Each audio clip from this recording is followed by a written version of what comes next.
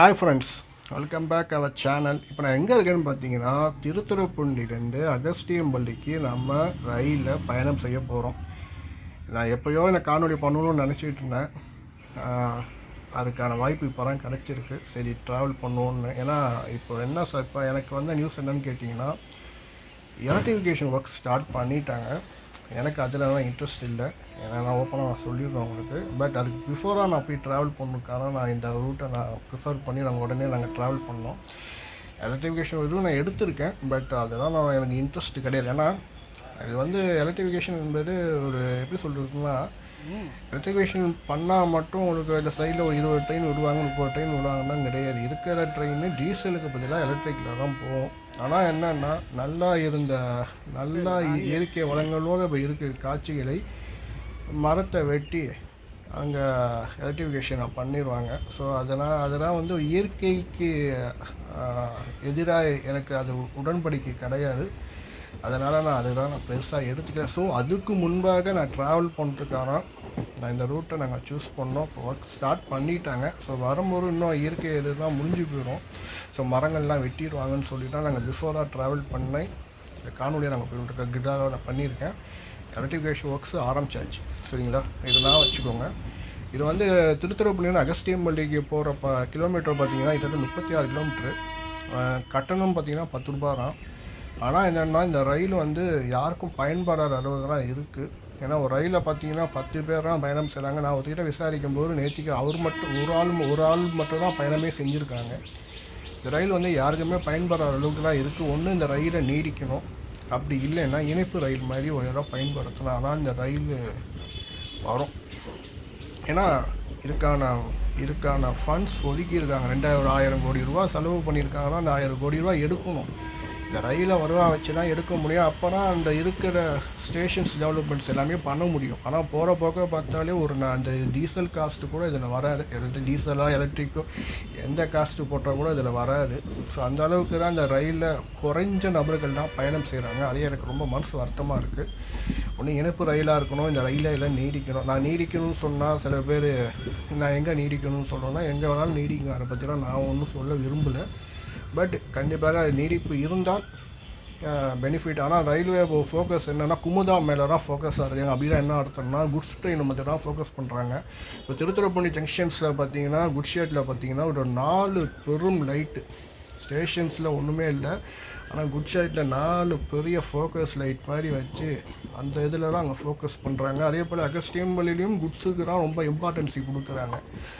இந்த மாதிரி ஒரு பேசஞ்சர் சர்வீஸ்க்கும் இம்பார்ட்டன்ஸி கொடுத்தாங்கன்னா நல்லாயிருக்கும்.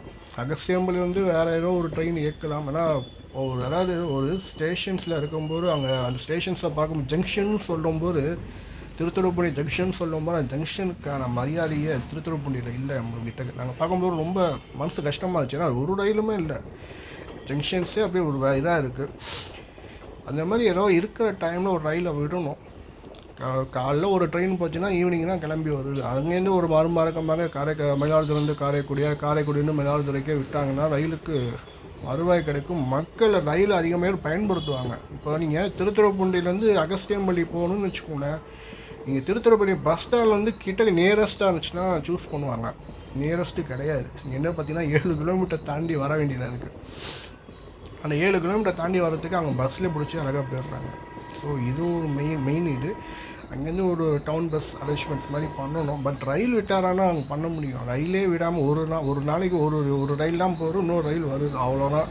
தினசரி ரயில் சேவை இல்லை, வாராந்திர ரயில் சேவை வச்சு தான் இயக்கிட்டு இருக்காங்க. இதெல்லாம் அந்த ரயில் நேரம் என்பது கண்டினியூஸாகவே இல்லாமல் இருந்தால் எப்படி அங்கே பயணம் செய்வாங்க? இதுதான் என்னோடய கொஷின்ஸு. நான் போகும்போது அந்த பெட்டியில் பார்த்தீங்கன்னா நீங்களே பாருங்கள், காணொலியை பார்த்துருப்பீங்க, கிட்டத்தட்ட ஒரு 6லேருந்து ஒரு 10 பேர் தான் பயணம் செய்கிறாங்க. வரும்போது அதோட கொடுமையாக இருந்துச்சு. வரும்போது ஒரு 4 பேர் தான் பயணம் செஞ்சோம்.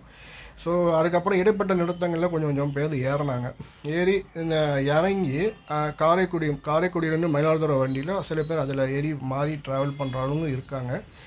குறைந்த நபர்கள் தான் இருக்காங்க. பட் அது போட்ட முதலீட்டுக்கு வருவாய் இன்னைய வரைக்கும் எடுத்துருக்கவே முடியாது. இன்னும் எடுக்கணும்னு கண்டிப்பாக நினச்சாங்கன்னா கண்டிப்பாக ஒரு 30 வருஷம் மேலே ஆகும். ஏன்னா அந்த அளவுக்கு தான் இருக்குது. ஒரு 10 பேர் தான் ஏறுறாங்க. வச்சு கணக்கு பண்ணால் கூட நீங்கள் கணக்கு பண்ணிக்கோங்க. ஒரு ஒரு ரூ. 500 தான் வரும் ஒரு ஒரு ட்ரிப்புக்கு. இந்த டீசல் காஸ்ட்லி இதெல்லாம் கணக்கு பண்ணிங்கன்னா இல்லை எப்படி எப்படி பண்ண முடியும்? பட் அவங்களோட ஃபோக்கஸ் என்னவா இருக்குன்னா ஒன்லி ஃபார் எலக்ட்ரிவி சாரி ஒன்லி ஃபார் குட்ஸுக்கு மட்டும் தான் அவங்க ஃபோக்கஸ் பண்ணுறாங்க.